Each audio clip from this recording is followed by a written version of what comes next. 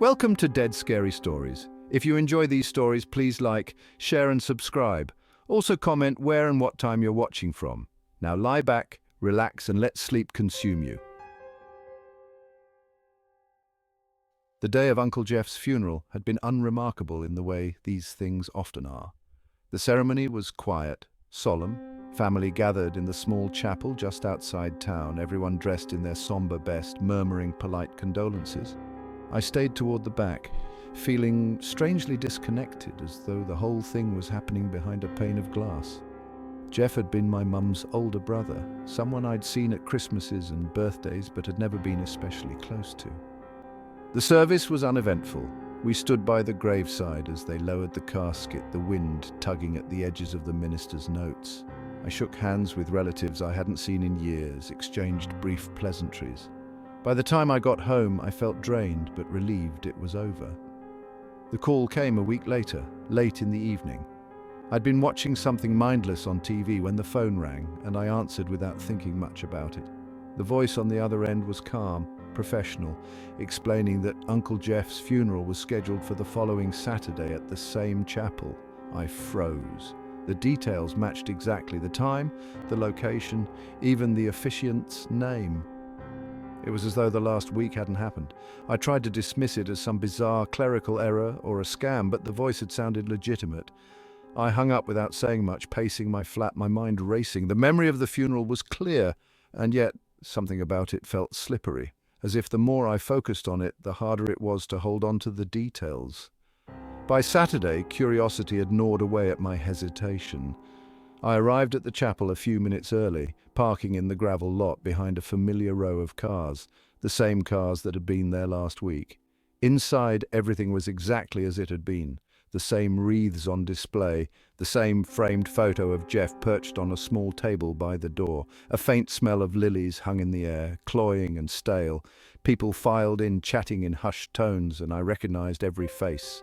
Cousins, great-aunts, family friends, they all behaved as though nothing was amiss, greeting each other with the same scripted pleasantries I remembered from last time. I sat in the same spot as before, my hands gripping the edge of the pew. The ceremony unfolded precisely as it had the week prior. The minister delivered the same eulogy, his cadence identical. Even the weather outside seemed eerily similar, the faint patter of rain against the chapel's windows matching my memory. No one else reacted. I kept scanning the room, searching for some flicker of recognition, some clue that someone else noticed how wrong it all was. But everyone looked calm, even cheerful in a muted, respectful way. When the service ended, we moved to the graveside. I hung back, watching as they lowered the casket into the ground again. The soil around the grave looked undisturbed, the grass neatly trimmed. I stayed long after everyone else had left, lingering near the graves. The headstone was clean and freshly carved, Jeff's name etched into the stone with the same date of death I remembered. The flowers people had left were the same types, arranged in the same haphazard way. As I walked back to my car, I felt an urge to check something. I reached into my pocket for my phone and scrolled through the photos I'd taken at last week's funeral. There was one picture of the graveside, snapped hurriedly when no one was looking. The headstone in the photo was blank. I stared at it for a long time, the cold seeping through my jacket. When I looked up, the chapel lights were off, the lot empty apart from my car. That night I couldn't sleep. I lay in bed, staring at the ceiling, replaying the events of the day over and over, the same conversations, the same gestures, every detail aligned perfectly with my memory. But the photo stuck with me. The following morning I decided to drive back to the cemetery. I parked at the edge of the lot and walked to the grave, the frost crunching under my boots. The headstone was gone. There was no sign of Jeff's grave, no fresh dirt, no flowers, no marker. The patch of grass where the plot had been was bare, undisturbed, as if nothing had ever been buried there. I turned in circles, scanning the rows of graves, but there was no trace of it. Back in the car, I checked my phone again. The photo was gone. I sat there for a long time, staring at the empty patch of grass through the windscreen. The dashboard clock ticked forward, each minute dragging into the next, but I couldn't bring myself to turn the key. And the bedroom looked the same as it always did in the soft glow of the bedside lamp. The walls were pale yellow, the color of spring flowers dotted with stickers of animals that curled slightly at the edges. The little bookshelf in the corner overflowed with picture books, and her favorite one, about a bear who wore a red scarf, was on the top. The quilt was bunched at the bottom of the bed, just where she always kicked it, and her little legs stuck out at an odd angle, her toes wiggling under the cover as she settled in. I stood there for a moment, leaning against the doorframe, breathing in the faint scent of talcum powder and the lavender oil we used to calm her. It was comforting, normal, even though I was tired. I had done this every night since she was born. I went to bed not long after. The house was quiet, the faint creak of the central heating the only sound. Sleep came easily, as it usually did after the blur of a busy day. When I woke the next morning, the first thing I noticed was how silent the house was. It was the sort of quiet that prickled at you, the kind that felt like an absence. I reached for my phone, checked the time, later than I expected. She always woke me before this, crawling into our bed or calling out for breakfast. I went to her room, still rubbing the sleep from my eyes, expecting to find her curled up under the quilt or sitting on the floor playing with her dolls. The door was open, just as I had left it, but when I stepped inside, I stopped. The room was empty, not just empty of her, but empty of everything. The walls were plain white, blank, as though they'd never been painted. The bookshelf was gone, the little bed replaced by nothing at all. The floor was bare, smooth wood with no rug, no scattered toys. The air smelled different too, flat, almost sterile. I turned in circles, my heart pounding harder with each step I took. The wardrobe was empty, the door swinging open to reveal bare hangers clinking faintly as they swayed. I went back to the hallway, calling for her. The sound of my own voice felt strange, like it didn't belong in the house. When I reached the kitchen, I found my husband sitting at the table with his morning coffee.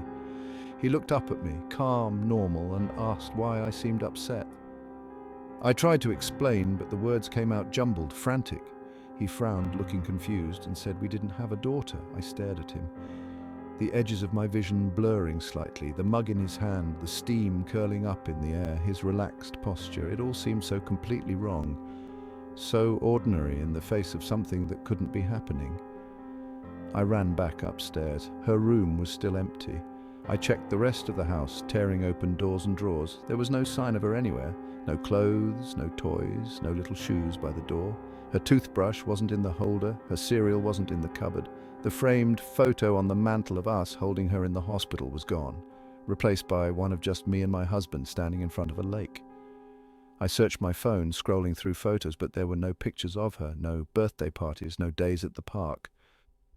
My entire camera roll was empty of her, as if she had been erased. I felt something cold twist in my stomach. I called my mum, my sister, her godparents, anyone I could think of. No one knew what I was talking about. Every voice was calm, reasonable, as though they genuinely believed I'd lost my mind. By the afternoon, I was back in her room, her empty, stripped room, sitting on the floor where her bed should have been. My knees were pressed to my chest, my head pounding. I pressed my hand to the spot where the little rug used to sit, the one with the bright animals she liked to point at while naming them, and the floor was cold, smooth, like nothing had ever been there. As the sunlight dimmed, the quiet deepened. I stayed there for hours, thinking about her laugh, the little gap between her front teeth, the way she used to twirl in her favorite dress. It all felt so real, so present, like I could reach out and pull her back into existence if I only knew where to reach. But all I had was silence, and that blank, empty room. The morning commute was always the same, the low hum of engines idling at traffic lights, the faint rumble of a passing lorry, and the muted scrape of my shoes on the pavement as I made my way to work. The city felt alive in its usual dull way. Familiar faces shuffled past, strangers going about their lives, heads down or phones in hand. I was waiting at the corner where I crossed every day, the pedestrian signal still red. Across the junction, a small car inched forward in the lane, the driver tapping impatiently at the steering wheel. When the light changed, the car jolted ahead a little too fast for a start, and then it happened. A larger vehicle, a black SUV, shot out of nowhere, its speed shocking. Cutting across the junction, it struck the smaller car square on the driver's side, sending it careening into the metal pole at the edge of the pavement, but there was no sound. The moment hung in the air like a photograph. No crunch of metal, no shattering of glass, no screeching tires, no gasps from the crowd, just silence. I froze, one foot still halfway in the crosswalk. The SUV braked sharply, jerking to a halt as the smaller car crumpled against the pole. Smoke rose lazily from the bonnet, curling upwards like it had all the time in the world, and yet no one reacted. A man in a dark coat walked by, his face passive as he passed less than a meter from the wreck. A woman pushing a pram navigated around the scene, her gaze never lifting from her phone. I looked at the other people at the crossing. No one was looking at the accident. It was like they didn't see it. My breath caught as I stepped off the curb, my legs shaky, and moved towards the wreck. The details stood out as I got closer, the dented panels, the spiderweb of cracks across the driver's window, the faint, almost imperceptible haze in the air from the smoke. I expected the driver to stumble out or for someone to rush over. Instead, the car flickered. It was slight, like a glitch on an old television screen, a brief flash of distortion in the air around it, rippling outward. Then it was gone. The junction was empty again. The SUV, the crushed car, the pole bent from the impact, all gone. The light above the crosswalk still glowed red as if nothing had happened. I looked around, my heart racing, my mouth dry. The pedestrians carried on as if the scene hadn't just reset itself. The man in the dark coat was halfway down the next block now. The woman with the pram disappeared into the crowd. I turned back to the crossing, my hands trembling as I stepped into the street. I glanced down at the pavement where the car had spun out, but there wasn't a single scrape or mark. The pole stood straight, the paint smooth and unblemished. The sound of a lorry rolling past startled me, and I stumbled back onto the curb. The world felt ordinary again, the engines, the footsteps, the distant murmur of conversation. But I couldn't shake the stillness from a moment earlier, the void where the noise should have been. I waited there until the light turned green and crossed the street, glancing over my shoulder as I reached the other side. The intersection looked normal, boring even, but something about it stayed with me the entire day. I walked past that spot on the way home. It was quiet, calm, perfectly ordinary, the kind of scene you'd walk past without noticing. That night, as I lay in bed, staring at the ceiling, I replayed the moment in my head. The flicker, the smoke, the silence, the way the world reset itself so neatly, as if nothing had ever happened. I took the same route to work every morning, 5 days a week for the last 8 years. A mile past the petrol station with its flickering neon sign, I'd merge onto the A23. It wasn't anything special, a stretch of road with worn lanes and faded markers, the sort of place you don't really notice but would miss if it weren't there. This morning, though, it wasn't there. The signage was gone, the turnoff replaced by a continuous barrier of concrete. I slowed down, searching for a break in the wall, a missed marker, something that might explain it. The sat-nav didn't help, its cold blue arrow insisting the exit was exactly where it always had been. But it wasn't. I drove on, scanning for a safe spot to pull over. It wasn't until I parked on the shoulder that I noticed how quiet the road was. Rush hour was usually a blur of brake lights and irritable horns. Today I was alone. No cars passed. Even the distant hum of tires on asphalt, that faint background drone, wasn't there. I checked my phone to call the office, fumbling with my contact list. When the receptionist answered, there was hesitation in her voice, as though she didn't recognize my name. When I asked for my manager, there was a long pause before she returned with an answer that twisted something deep in my stomach. Apparently he hadn't worked there in 5 years, neither had I. I hung up without pressing for more. My hands felt clumsy as I scrolled through my emails, digging for proof, a meeting invite, an expense report, anything. But there was nothing recent. The last correspondence from my workplace was dated 4 years ago. A bland farewell from a colleague wishing me luck in my new chapter. The date on my phone was correct, the same one I'd seen when I left the house this morning, the same one I'd written on a sticky note by my computer last night, but the messages didn't line up. I should have had emails from this morning alone, updates, notifications, the kind of minutiae that fills a work inbox. All of it was gone. I turned the car around, heading home. As I drove, the scenery felt off-kilter, like a film played on a projector with the reel slightly out of sync. Familiar landmarks seemed skewed, closer together or farther apart, or just not quite how I remembered. The petrol station where I'd passed earlier was there again, only the flickering neon sign was missing and the forecourt was empty. The windows were dark. When I reached my street, my chest tightened. My house was there, same as always, but the hedge along the front garden was taller than it should have been. The bin by the curb wasn't mine. Even the curtains in the living room window were wrong. I parked in the driveway, staring at the front door. It was the right number, the right street, but every detail prickled at me as faintly out of place. I stepped inside, my footsteps echoing in the hallway. The air felt strange, dry and stale, like a space that had been locked up for too long. My jacket wasn't on its usual hook. The mail on the console table wasn't addressed to me. A faint smell hung in the air, faintly metallic, faintly chemical. I climbed the stairs to the bedroom, the ache in my chest spreading to my throat. The bedspread was different. The photos on the dresser were of strangers, a couple smiling on a beach, a family gathered around a Christmas tree. No sign of me, no sign of anything that belonged to me. I checked the wardrobe, the drawers, the bathroom. It was as though my life had been replaced, every trace of me carefully stripped away. When I turned to leave, I paused in the doorway. Something was resting on the bedside table. A set of keys. My keys. I was sure of it. I didn't remember putting them there. The faint sound of movement came from downstairs. A single, sharp creak. I froze. My breath caught in my throat. For a long moment I stayed there, rooted in place, staring at the keys. When I finally turned towards the stairs, I felt the unmistakable sense of something shifting behind me. I was halfway through an email when it happened. My fingers paused above the keyboard as Kate from accounting leaned over the partition and mentioned something casual. She'd seen me at the vending machine earlier, apparently grabbing a bag of crisps. Did I know they'd stocked salt and vinegar again? I didn't respond at first. My head turned toward her slowly, not out of shock, but because I'd been at my desk for the past hour without moving.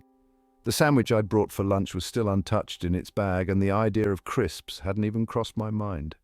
I must have misheard her, I thought. But as I went back to typing, a vague itch settled in the back of my mind. I tried to shrug it off. Kate was chatty and prone to mixing things up. She'd probably seen someone else and got confused, but later that afternoon, another co-worker, Andrew from IT, mentioned catching me by the lift. This time I froze completely. He'd said it in passing, like it wasn't worth much thought. Something about how I'd ignored him when he waved. I hadn't been near the lifts all day. I didn't say anything to him. I just nodded, pretending I understood, and stared at my monitor. The rest of the day dragged, and as I walked to my car that evening, I couldn't shake the nagging tension crawling under my skin. The office was too small for coincidences like that. People didn't just mix each other up. The next day, it happened again. Claire, from reception, asked why I hadn't signed in. She said she'd seen me in the break room 15 minutes earlier holding a cup of tea. I'd arrived at 9:12, same as always, signing in with my usual messy signature. I hadn't even been to the break room yet. Her comment followed me back to my desk, rattling around in my skull like loose change. I pulled up the clocking system and found my name listed not once, but twice. The timestamps overlapped in ways they couldn't possibly have. I told myself I was imagining things, that it was a system error, a bit of software acting up. But then Martin from HR emailed me about the fridge. He said I'd spilled something and hadn't cleaned it up. There was a picture attached. A dark smear on the stainless steel shelf, almost like coffee, except it had a reddish tinge. I hadn't been near the fridge. By Thursday, I couldn't concentrate. My colleagues were being polite about it, but I felt their glances, quick and darting, like they didn't want me to notice. In the corridor, people shifted away slightly, as though unsure how to address me. I made it through most of the day before Sam from security cornered me. He had the kind of face you couldn't read, flat and expressionless. Without a word, he pulled up footage on his phone, taken from one of the building's cameras. It was me, or someone who looked like me. Same suit, same tie, walking down the corridor near the meeting rooms. The timestamp was clear, 10:30 that morning, but I'd been at my desk at 10:30. The figure in the footage walked differently than I did, with a stiffness in its movements, like its limbs didn't quite fit together. It turned a corner and disappeared out of view without acknowledging anyone. The footage looped. Sam didn't say anything, he just handed me his phone and left. I stayed late that night, too unsettled to head home. The office felt alien after hours, its usual hum of voices and keystrokes replaced by a mechanical quiet. The air conditioning kicked on, sending a faint rattle through the vents. I opened my emails, flicking through unread messages without really seeing them. when I caught movement in my peripheral vision. My screen was reflected faintly in the black glass of the window, a dim double of my desktop, but behind it I could just make out a figure. It was standing in the corridor outside my office, silhouetted by the faint glow of the emergency exit light. It didn't move. I turned my head toward the door. The corridor was empty. When I glanced back at the window, the reflection was gone. I packed my things and left without looking back. Friday morning, the office felt colder, though the thermostat read the same as always. The vending machine had been restocked, rows of bright crisps perfectly aligned, but I didn't go near it. As I sat at my desk, I noticed my colleagues keeping their distance. Nobody made eye contact. Kate, usually quick with a smile, hurried past without acknowledging me. By lunch, I couldn't stand it. I went to the security desk and demanded to see the footage again, something I'd avoided doing the day before. Sam didn't say much as he pulled it up. This time the figure was near my desk, standing perfectly still as I typed on my computer. Its face wasn't visible in the footage, but the posture was unmistakably mine. It stayed there for several minutes, motionless, before walking away without a sound. When I returned to my desk, there was something new waiting in my inbox. A meeting invite with no sender, set for Monday morning. The subject line was blank. I pulled into the lay-by where the corner shop used to be, only to find the space empty. Not closed or boarded up, empty. The shop itself was gone, the little brick building replaced by a patch of uneven gravel, weeds poking through in thin green lines. The wooden sign that used to hang crooked above the door, with its flaking paint spelling Turner's, was nowhere to be seen. I sat in the car with the engine idling, staring at the lot. The space didn't feel right. It wasn't just that the building was missing, the lot seemed too large, like someone had stretched it. I scanned the edges. Faint outlines of tire marks traced half circles near where the entrance had been, now leading to nowhere. The faint crunch of gravel under the breeze was the only sound. I shifted into park and stepped out, gravel shifting under my shoes. The air felt colder here than it had on the drive over. I turned slowly, taking in the details. The edges of the lot bled into a cluster of brambles and young trees which hadn't been there before. A layer of rubbish had gathered along the sides, crumpled packets, sun-bleached cans, and an old plastic bag caught in the weeds. It wasn't possible. I'd been here yesterday. I remembered it clearly. I'd stopped in for milk and a packet of biscuits, the way I often did on my way home. The man behind the counter had rung me up without much fuss. The fluorescent light above the till had buzzed faintly. There had been a faint smell of old newspapers, a scent that always clung to Turner's like it had soaked into the walls. I reached into my bag, fumbling through the receipts that always ended up crammed in the bottom. My fingers found a crumpled slip and I smoothed it out against my thigh. The print was faint but readable. Turner's. 2 items purchased yesterday. I stared at the date, my pulse ticking louder in my ears. Someone must have taken the shop down overnight, I thought, though the idea didn't make sense. There would have been noise, trucks, something, and why would anyone knock down a shop just to leave a gravel lot? I folded the receipt into my pocket and walked to the center of the lot. The gravel shifted under my weight, soft and uneven. A faint depression marked the middle of the space, as though something had stood there once and sunk slowly into the ground. I crouched, running my hand over the gravel. It was too clean. The fragments of stone were dry and white, like they'd been dumped here recently, not trampled by years of passing feet. I pushed some of it aside and found nothing but more gravel beneath, the same bleached color. No trace of foundation or concrete, no hint that a building had ever been here. Across the street, a man was walking his dog, the lead tight in his hand as the animal sniffed along the curb. I thought about calling out to him, asking if he remembered Turner's, but the thought stuck in my throat. He glanced in my direction once, but didn't stop. I turned back toward my car, shaking the gravel from my hands. The breeze was picking up, carrying a faint metallic smell. As I reached for the door handle, I glanced down and froze. My tire tracks were the only ones visible in the gravel. No sign of other vehicles, no fresh marks, no ruts, no grooves leading in or out. I drove home with the receipt on the passenger seat, glancing at it every so often as if the printed date might change under my gaze. That night, I looked up Turner's online. I hadn't ever needed to before. It was just part of the neighborhood, a place I'd known since I was young. But when I searched for it, nothing came up. Not a listing, not a photo, not even an old review. I scrolled through local maps, dragging the cursor over my neighborhood. The lot appeared as a blank patch marked with no name. I tried asking a neighbour the next day, a woman I barely knew who always seemed to be pruning her roses. She stared at me as if I'd asked her something obscene. Turner's? She said it had been gone for at least 5 years, condemned, apparently. She seemed oddly eager to change the subject, her eyes flitting to the hedge as if searching for an excuse to stop talking. I didn't press her. Instead, I thanked her and walked back to my car. When I climbed in, the receipt was gone. I checked everywhere, my pockets, the bag, the glove compartment. It wasn't there. But in its place, tucked neatly under the passenger side visor, was a new slip of paper. It was blank. The only thing printed on it was the Turner's logo at the top, faint and uneven, as if it had been stamped there hurriedly. The logo didn't look quite the same as I remembered. When I woke up, it was the light that felt off. Not its brightness or direction, but something subtler, an odd crispness through the blinds that didn't sit right with the time on the clock.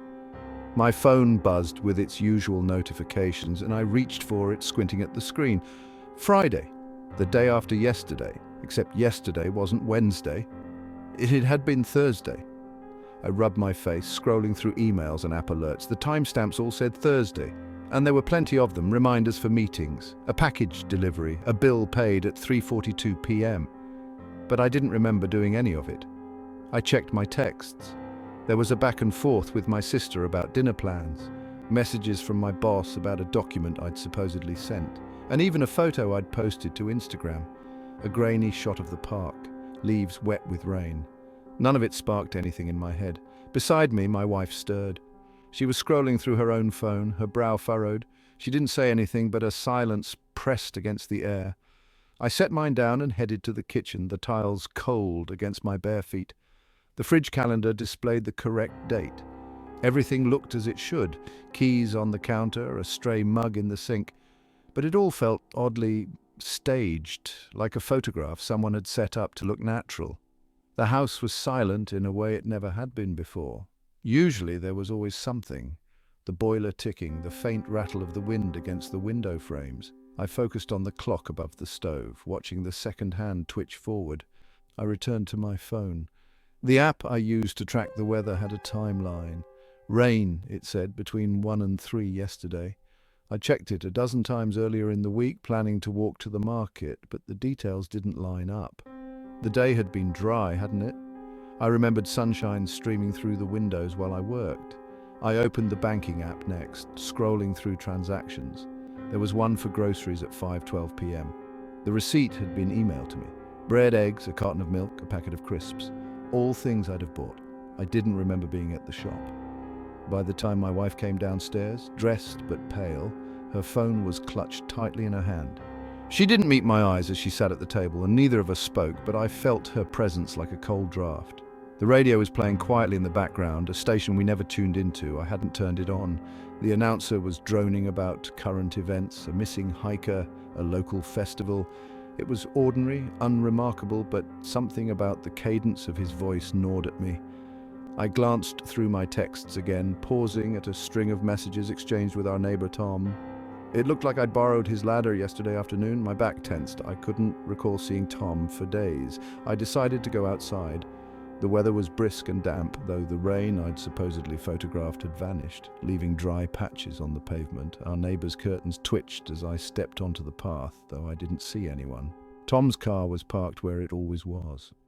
I tried to piece things together, retracing the last day, or what I thought had been the last day, but everything unraveled under closer scrutiny. Even the smallest details slipped from my grasp. Had I spoken to anyone on Thursday? Properly? Could I place a moment, a conversation, a sound? When Tom's door opened, it was abrupt. He stepped out holding his bin, but his movements seemed distracted, detached. He didn't acknowledge me, though he must have seen me standing there. His face was blank, his posture slack. I thought to wave, but before I could, he disappeared back inside, shutting the door firmly. The sky had taken on a color I couldn't quite place.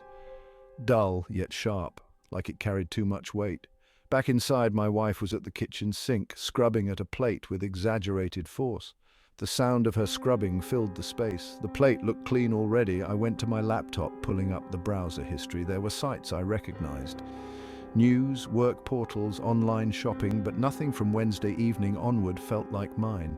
Search queries I wouldn't have typed, tabs I wouldn't have opened. One was for a recipe I'd never cooked, though my phone gallery showed a photo of it plated on the table.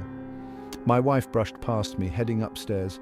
She shut the door to the bedroom. It felt like an answer I didn't want. I refreshed my inbox one more time. An unread email blinked at the top of the list. No subject line, no sender. I opened it anyway. There was just one sentence. You weren't supposed to notice. The laptop screen went black. The traffic lights flicked to green and I pressed the accelerator, easing my way down the high street. It was just another Monday morning, the kind that felt stitched together from repetition. The shops I drove past hadn't changed in years. The same chemist with its dusty window display. The same charity shop with faded signs promoting a sale that never seemed to end. I barely noticed her at first, just a woman crossing the road up ahead, heading in the same direction I was driving. She was wearing a long blue coat, the kind that looked more suited to winter than the damp chill of early autumn. Her stride was brisk, purposeful, and for some reason it caught my eye. As I passed her, I glanced briefly in the wing mirror. She didn't look up, didn't pause, just kept moving, her head slightly bowed, her arms hanging stiffly at her sides. A few streets later, I saw her again. It was on a corner near the post office this time, the blue coat catching the dull morning light as she stepped onto the pavement. She was ahead of me somehow, even though there was no way she could have covered that distance on foot. I frowned, my hands tightening on the steering wheel. Maybe it wasn't the same woman. Maybe the color of the coat had tricked me. But as I slowed to let a delivery van reverse into a side street, I watched her turn down the next road and disappear behind a line of parked cars. I shook it off. The traffic thinned out as I moved into the residential part of town. Detached houses with neat hedges and gravel driveways flanked the road, the sort of place where nothing ever seemed to happen. My mind wandered to the week ahead, meetings, deadlines, the usual grind, and then she was there again. This time she was on the pavement to my left, just ahead of a bus stop. The blue coat stood out against the muted greys and browns of the street. She didn't look at the bus stop, didn't glance at the houses. Her pace hadn't changed, her head still tilted slightly forward. I felt a strange crawling sensation run down my arms, like the air in the car had cooled without me noticing. I drove past her again, craning my neck to get a better look as I passed. Her face was pale, thin, with sharp features that looked like they belonged in an old photograph. Her short hair was dark, neat, and didn't move in the breeze. I turned right at the next junction, the thought of her still prickling at the back of my mind. I couldn't explain it, but my eyes were drawn to every corner, every crossing, and there she was. She was further up the road this time, her blue coat standing out against the rows of terraced houses. I slowed the car, staring as she walked steadily on, her hands still swinging slightly at her sides. There was no way it was coincidence anymore. She was ahead of me, no matter how far I drove or what route I took.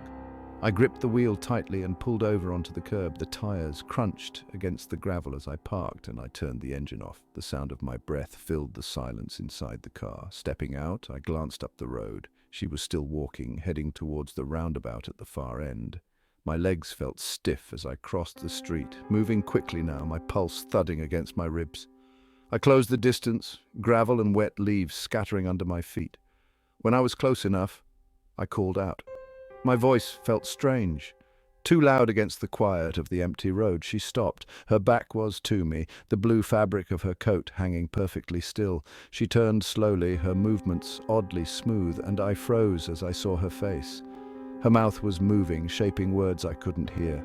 Her lips formed syllables over and over, her jaw working like a clockwork figure, but there was no sound, just the faint rustling of the wind through the trees. I took a step back. My legs felt unsteady beneath me, and my heart pounded so hard it made my chest ache. She kept mouthing the same silent words, her eyes locked on mine, her pale face eerily blank. I turned and ran. When I reached the car, my hands shook as I fumbled with the keys. The door slammed shut behind me, the sound muffled as though the world itself had dulled. As I drove off, I couldn't stop looking in the rear-view mirror. The road behind me was empty.